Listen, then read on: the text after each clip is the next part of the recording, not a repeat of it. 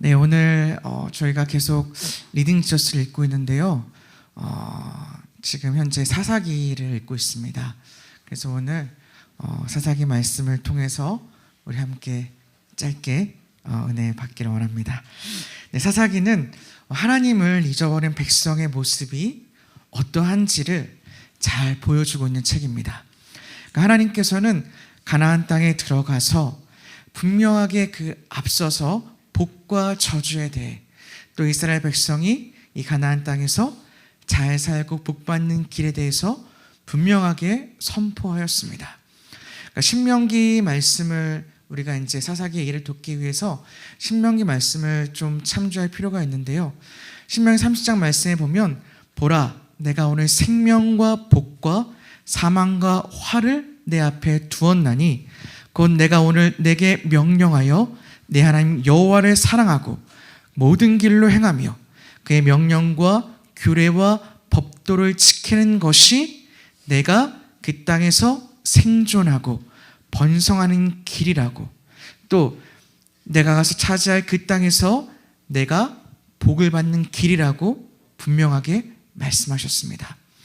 그러니까 신명기에서 그 모압 평지에서 모세가 그 온 이스라엘 회중을 모아두고 이 말을 계속해서 반복해서 들려 읽혔던 것은 바로 이 가나안 땅, 이 차지할 가나안 땅에서 너희들이 잘 살고 복받는 길이 바로 여호와 하나님을 잘 섬기는 것, 그 말씀을 듣고 그 명령을 지키는 것이라고 신신당부한 것이죠.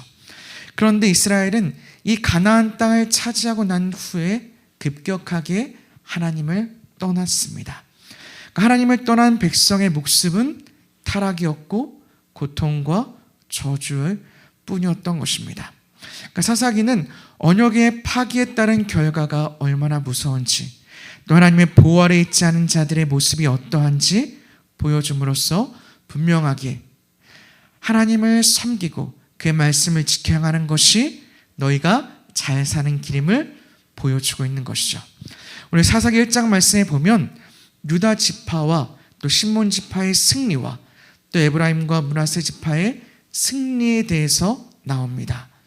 그러니까 맨 처음 시작이 유다 지파와 시몬 또 에브라임과 므낫세 지파의 승리에 대해서 나오고 있죠. 그런데 이 승리는 완전한 승리는 아니었습니다. 그래서 여호와께서 유다 지파와 함께 계시자 그들은 건의 후손인 강대한 아낙 자손들을 물리치고 헤브론과 디비를 점령하였습니다. 그런데 그 뒤에 하나의 단서가 붙죠. 골짜기의 주민들은 철병거가 있으므로 쫓아내지 못했더라. 또 베냐민은 여부스 족속을 쫓아내지 못했더라. 그리고 1장 27절부터 36절을 쭉 보면 이스라엘 백성들이 그 땅을 차지하고 또 그 백성과 싸워서 이기는데 그 뒤에 항상 붙는 게 쫓아내지 못한 가나안 족속들에 대해서 쭉 나열하고 있습니다. 그리고 2장에서 여호와의 사자가 이스라엘 백성에게 나타나서 말을 하죠. 그것이 무엇이었냐면 언약에 대해서 말씀하고 있습니다. 우리 2장 1절부터 2절까지 말씀을 한번 읽어보겠습니다. 네, 같이 읽겠습니다. 여호와의 사자가 길갈에서부터 복임으로 올라와 말하되 내가 너희를 애굽에서 올라오게 하여 내가 너희의 조상들에게 맹세한 땅으로 들어가게 하였으며 또 내가 이르기를 내가 너희와 함께한 언약을 영원히 어기지 아니하리니 너희는 이 땅의 주민과 언약을 맺지 말며 그들의 제단들을 헐라하였거늘 너희가 내 목소리를 듣지 아니하였으니 어찌하여 그리하였느냐. 아멘. 가나안 주민들과의 전쟁에서 승리했습니다. 그리고 그 땅을 차지했어요. 그런데 이 이스라엘 백성들에게 여호와의 사자가 한 말은 너희가 왜 그 언약을 기억하지 않고 깨뜨렸냐는 것이죠. 그러니까 지금 이 여호와의 사자는 이 이스라엘 백성들에게 하나님과의 그 언약을 다시 상기시키고 있는 것이죠. 그러니까 하나님께 중요한 것은 사실 이 전쟁의 승리가 중요한 것이 아니라 이스라엘 백성이 하나님과의 언약을 지켜 순종하였는가가 더 중요한 것입니다. 왜냐하면 이스라엘 백성이 차지한 그 가나안 땅에서 잘 사는 것은 잠깐의 승리가 아니라 이들이 하나님의 언약을 지키고 그의 말씀과 명령을 지켜 순종하는 것이었기 때문입니다. 그런데 이스라엘 백성은 전쟁에선 승리했어요. 그런데 가장 중요한 이 하나님과의 언약은 깨뜨렸던 것입니다. 하나님께서 하나님의 백성들에게 원하시는 것은 지금 잠깐의 성공이나 형통이 아니라 하나님께서는 우리의 그 영혼에 관심이 있고 우리가 하나님 주신 그 땅에서 안식과 복을 누리는 데 관심이 있다는 것입니다. 그래서 하나님께서는 이 언약을 지키고 그의 말씀과 명령을 지켜 순종하는 것이 결국 우리가 잘 사는 길이요 영원한 안식과 복을 누리는 것임을 알았기 때문에 하나님께서는 이 하나님의 언약을 기억하기를 이스라엘 백성을 지키기를 원하시는 것입니다. 1절 말씀에 내가 너희와 함께한 언약을 영원히 어기지 아니하겠다고 말씀합니다. 그 말이 무슨 뜻입니까? 하나님께서 이스라엘과 맺은 언약을 내가 반드시 그것을 이루고 성취하겠다는 것이죠. 즉 언약을 깨뜨린 자에게는 그 언약의 저주가 그리고 또 언약을 지키는 자에게는 그 언약의 복이 반드시 임한다는 것입니다. 그런데 이스라엘 백성들은 전쟁엔 이겼지만 또 그들이 원하는 땅은 차지했지만 하나님과의 언약은 잊어버린 것입니다. 이스라엘 백성들은 11절부터 23절 말씀에 보면 그 제단을 헐고 또 그들의 주상들을 깨뜨리라는 하나님의 말씀을 어겼습니다. 11절부터 23절 말씀에 보면 이런 말씀이 나옵니다. 이스라엘 자손의 여호와의 목전에 악을 행하여 바알들을 섬기며 애굽 땅에서 그들을 인도해내신 그들의 조상들 하나님 여호와를 버리고 다른 신들 곧 그들의 주위에 있는 백성의 신들을 따라 그들에게 절하여 여호와를 진노하시게 하였으되 곧 그들이 여호와를 버리고 바알과 아스타롯을 섬겼다고 말하고 있습니다. 이들이 여호와의 목전에서 바알과 아스타롯을 섬긴 이유가 무엇입니까? 그러니까 정확히 말하면 이들은 여호와의 하나님을 버리고 바알과 아스타롯을 섬긴 게 아니라 여호와 하나님과 함께 바알과 아스타롯을 섬긴 것이죠. 그러니까 이들은 성막에서 하나님을 예배하면서 바알과 아스타롯을 함께 섬긴 것이죠. 이 바알과 아스타롯은 풍요와 다산, 쾌락을 상징하는 신입니다. 즉 여호와 하나님을 섬겼지만 그 하나님으로는 부족했던 것이죠.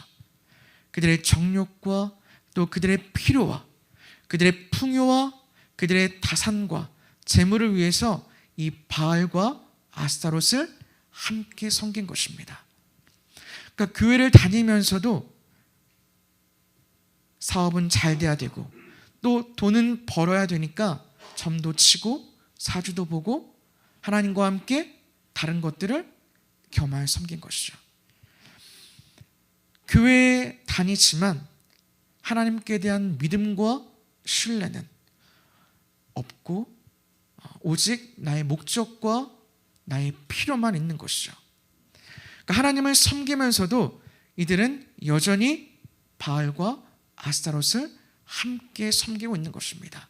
그러니까 하나님의 성막은 있는데 그 옆에 신당이 있고 그 옆에 바알과 아세라의 상이 있는 거죠.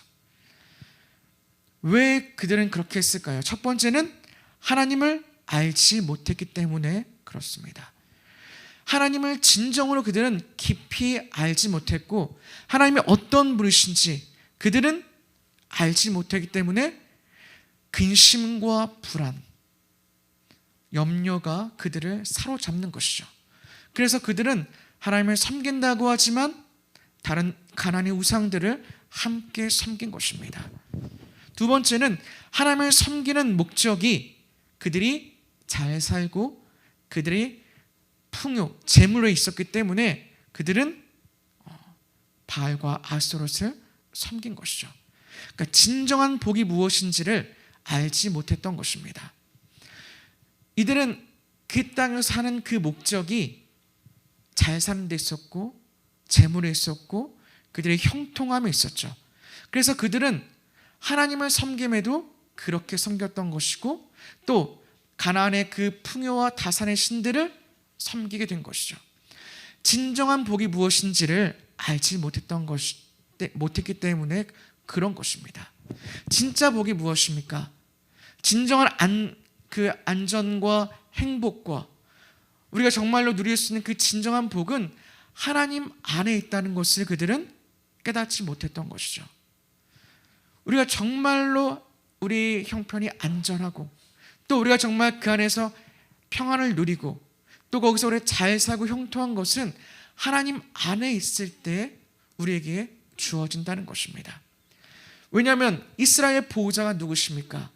하나님이시죠. 근데 그들은 스스로 그 자신의 보호자를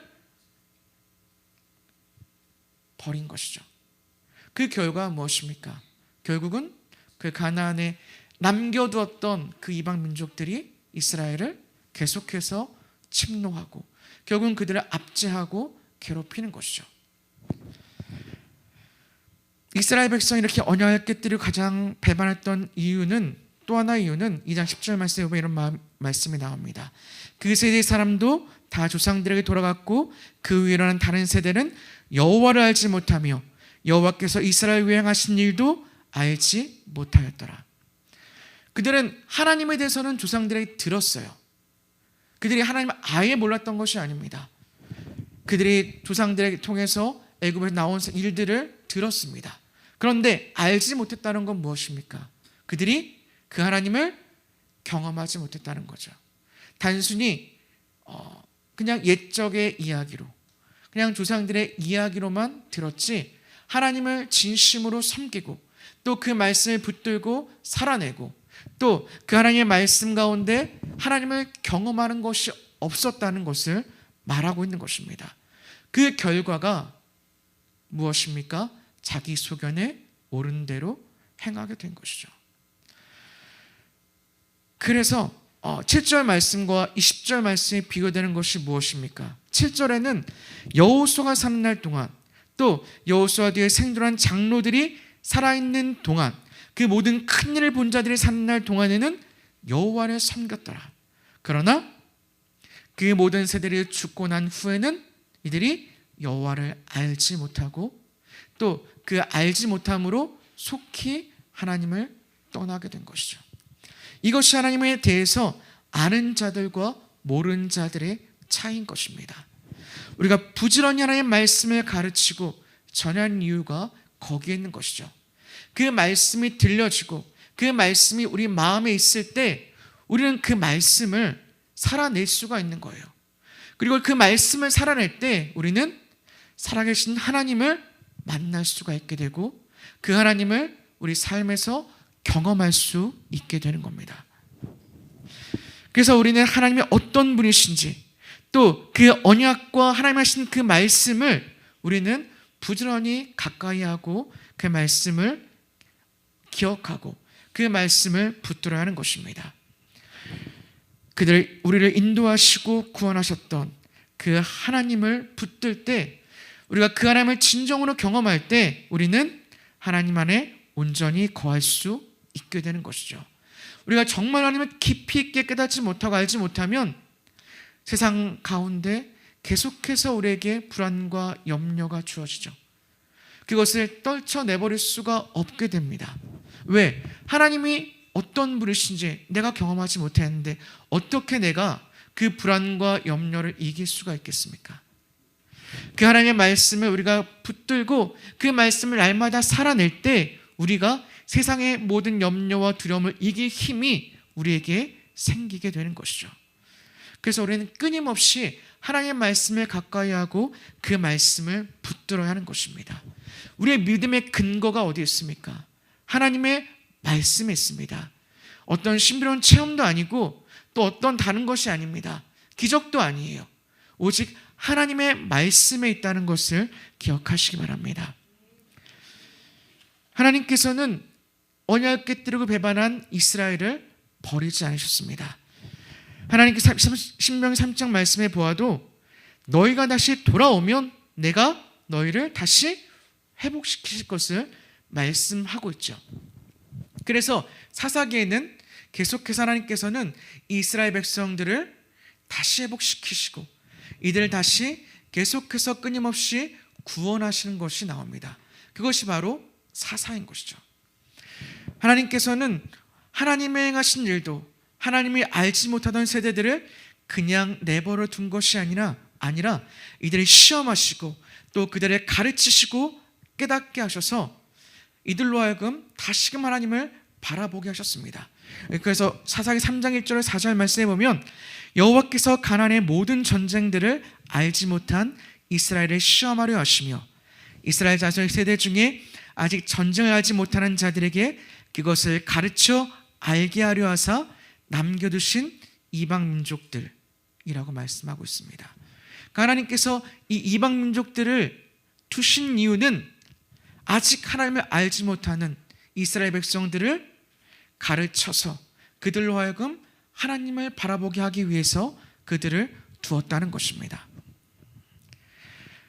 그런데 이 시험의 목적은 단순히 이들을 테스트하고 괴롭히는 데 목적이 있는 게 아니라 이들이 여호와 하나님을 알게 하는 데 목적이 있다는 것이죠. 그러니까 하나님께서 우리에게 고난 가운데 우리를 이끌어 넣으실 때는 우리를 깨닫게 하시고 우리가 하나님을 알게 하시고 또 우리가 하나님을 온전히 하나님만 바라보게 하는 것을 가르치게 함인 것입니다. 그러니까 사사기에 보면 반복되는 패턴이 나타납니다. 5가지 패턴이 나타나는데 첫 번째는 이스라엘이 끊임없이 범죄합니다. 두 번째는 그 범죄에 대해서 하나님이 경고하시고 또 그 경고를 듣지 않으면 하나님의 심판과 형벌이 주어지고 또 이스라엘의 백성들이 그 형벌 가운데 회개하면 다시 사사를 보내셔서 구원하시죠. 이 5가지 패턴이 계속해서 반복돼서 나타납니다.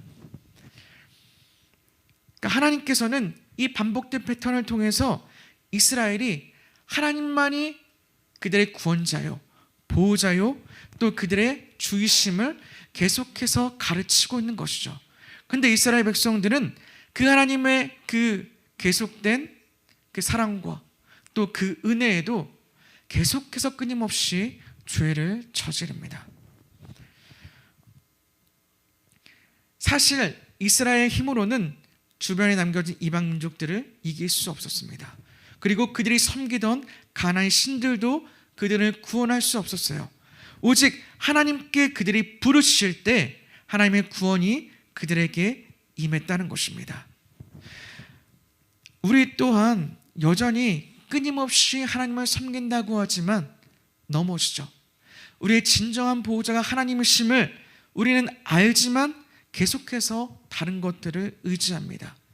이 사사기의 이스라엘 백성들과 똑같이 계속해서 끊임없이 넘어지고 또 하나님을 위해 다시 세워지고 넘어지고 다시 세워지고 이렇게 되는 것이죠. 그러니까 우리가 교회를 다니는 것만이 아니라 정말 우리가 하나님을 온전히 섬기는 것이 되어야 하는 것입니다. 그 말씀을 듣고 그 말씀을 살아낼 때 우리는 정말 그 말씀 앞에 하나님을 온전히 바라보게 되고 정말 그 살아계신 하나님을 온전하게 섬길 수 있게 되는 것이죠. 우리 문제 앞에서 무엇을 의지하고 있습니까? 또 하나님의 나의 보호자시오 피난처이심을 믿고 있습니까? 아니면 어디서 우리 위로와 평안을 찾고 있습니까? 우리가 정말로 바라봐야 할 것은 하나님이고 우리가 정말로 우리의 보호자요 피난처 우리의 위로와 평안은 하나님이심을 우리가 알고 붙들 때 우리는 그 하나님 안에서 안전할 수 있고 또 그 안에서 우리는 형통할 수 있는 것입니다.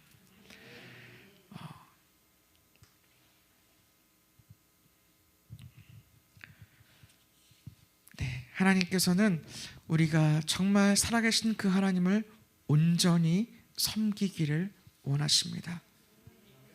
하나님을 섬기는 것이 무엇입니까? 하나님의 말씀하신 대로 섬기는 것이 진정으로 하나님을 섬기는 것입니다. 나의 목적과 나의 필요를 가지고 하나님을 섬기는 것이 아니라는 거죠. 내가 원하는 방식대로, 내가 필요로 하는 나의 목적으로 하나님을 섬기는 것은 하나님을 바르게 섬기는 것이 아니라는 것입니다. 27장 이후에 미가라는 사람 이야기가 나옵니다. 그 미가라는 사람이 하나님을 섬긴다고 합니다. 또 하나님께 복을 받기를 원한다고 말해요. 그런데 어떻게 하죠? 은으로 신상을 만들고 또 집에는 신당이 있고 에봇과 드라비를 만들고 제사장을 세우죠. 하나님께서 말씀하신 율법과는 전혀 다르게 하나님을 섬기고 있습니다. 그러면서 그가 말하기를 내가 여호와께 복 받기를 원한다. 이제는 여호와께 내게 복을 주실 것이라고 말하는 것이죠. 그러니까 우리가 하나님을 섬기는 것은 하나님께서 말씀하신 대로 순종하고 그 말씀과 명령을 지키는 것이 하나님을 온전하게 섬기는 것입니다. 내가 만약 내 방식대로 내가 나의 필요와 나의 목적으로 하나님을 섬긴다면 하나님께서는 그것을 나를 섬긴다고 하지 않으실 것입니다. 하나님을 섬기는 것은 내가 원하는 하나님을 만들고 그 하나님을 섬기는 것이 아니라 철저하게 하나님의 그 말씀 앞에 자신을 꺾고 하나님의 말씀 앞에 믿음으로 순종하며 하나님께 나의 모든 신뢰와 나의 모든 믿음을 내어 드리는 것이 정말 하나님을 섬기는 것입니다. 이스라엘 왕이 없어 자기 속에 오른 대로 갔다라고 말하고 있습니다. 이것이 정말 엄밀하게 말하면 무엇입니까? 이스라엘은 왕을 두고 싶지 않은 것이죠. 네. 이들은 자기를 다스리고 자기를 통치하고 또 자기를 어떤 율법과 말씀으로 구속하는 그런 왕을 원한 것이 아니죠. 네. 자기가 왕이 되어서 그러니까 자기 소견대로 살아가고 싶은 것이 이들의 정말 정직한 모습인 것입니다. 우리가 정말 하나님을 섬기고 있는지 보기 위해서는 말씀 앞에 나를 정직하게 들여다보아야 합니다. 하나님 말씀을 정직하게 듣고 그 하나님 말씀을 내가 정직하게 받아야 하는 것이죠. 왜냐하면 그 말씀이 내가 내 안에서 계속해서 타협하고 재해석하고 그 말씀을 계속해서 우리가 바꾸기 때문에 그렇습니다. 그래서 우리는 하나님의 말씀을 들을 때 그 말씀이 정말 바르고 정말 진실되게 그 말씀을 받아야 하는 것이죠. 그때 우리는 하나님의 말씀이 정말 바르게 들려지고 또 그 말씀을 바르게 순종할 수 있게 되는 겁니다. 그래서 내 욕심을 보고 정말 내 안에 있는 그 마음이 무엇을 원하는지를 정직하게 들여다보아야 하는 것이죠. 그리고 하나님의 뜻에 내 뜻을 꺾고 내려놓아야 하는 것입니다. 세상의 왕을 섬길 때도 그 왕의 법을 따르고 그 왕의 뜻의 결정에 자신의 뜻을 내려놓는 것처럼 우리가 하나님을 섬긴다면 정말 하나님을 나의 왕으로 나의 주로 나의 구주로 내가 모신다면 그 말씀 앞에 내가 철저하게 나를 쳐서 복종시켜야 하는 것입니다. 순종은 내 뜻과 다르더라도 하나님의 뜻이 우선되는 것이고 내가 이해가 되지 않아도 하나님의 뜻이 가장 선하심을 내가 인정하고 따르는 것입니다. 하나님과 동행하는 것이 무엇입니까? 범사의 하나님을 인정하는 것이죠. 그리고 그 모든 순간에 하나님 나보다 옳다는 것을 인정하는 것, 그것이 바로 하나님과 동행하는 것이고 하나님의 말씀을 지켜 행하는 것입니다. 정말 내가 하나님을 섬기고 있는지 아니면 오늘 이 사사기 이스라엘 백성들과 같이 자기를 속이고 있는지 돌아보십시오. 그리고 정직하게 하나님의 말씀을 듣고 그 말씀을 온전하게 순종하고 행하는 성도님들이 되시기를 바랍니다. 이스라엘의 진정한 하나님은, 진정한 왕은 우리 하나님이십니다. 이스라엘은 왕을 원했지만 그들은 실상 진정으로 원했던 것은 하나님이 우리의 왕이 되는 것이 아니었죠. 그러나 우리의 진정한 왕은 하나님이시고 또 우리가 정말로 믿고 따라할 분은 우리 하나님이십니다. 그것을 인정하고 따라가는 것이 믿음이고 순종인 것입니다. 예수님께서 우리에게 진정한 왕으로, 평화의 왕으로 이 땅에 오셨습니다. 우리를 구원하시기 위해서, 또 우리를 영원한 안식과 복을 주시기 위해서 이 땅에 우리에게 왕으로서 오셨습니다. 그 주님을 온전히 바라보시고 또 그 주님을 온전히 믿음으로 섬기는 정말 우리 성도님 되시기를 주님으로 축복합니다. 그것이 정말 우리가 복받는 길이고 형통한 길이심을 깨닫고 좀 하나님 바라보시기를 주님으로 축복합니다. 기도하겠습니다. 살아계신 하나님, 우리가 정말 하나님의 말씀을 정직하게 듣고 그 말씀 앞에 믿음으로 반응하기 원합니다. 정말 나의 하나님을 정말 나의 왕으로 모시고 이제는 그 주님 앞에 나를 내려놓고 꺾고 하나님 말씀 붙들며 나아갈 수 있기를 원합니다. 그것이 내가 복받는 길이요 형통한 길임을 알고 이제는 헛된 것을 의지하는 것이 아니라 오직 주님만을 바라보며 그 주님만을 나의 왕으로, 나의 주로 섬기는 저희가 될 수 있도록 주님 도와주시옵소서. 예수님의 이름으로 기도합니다. 아멘.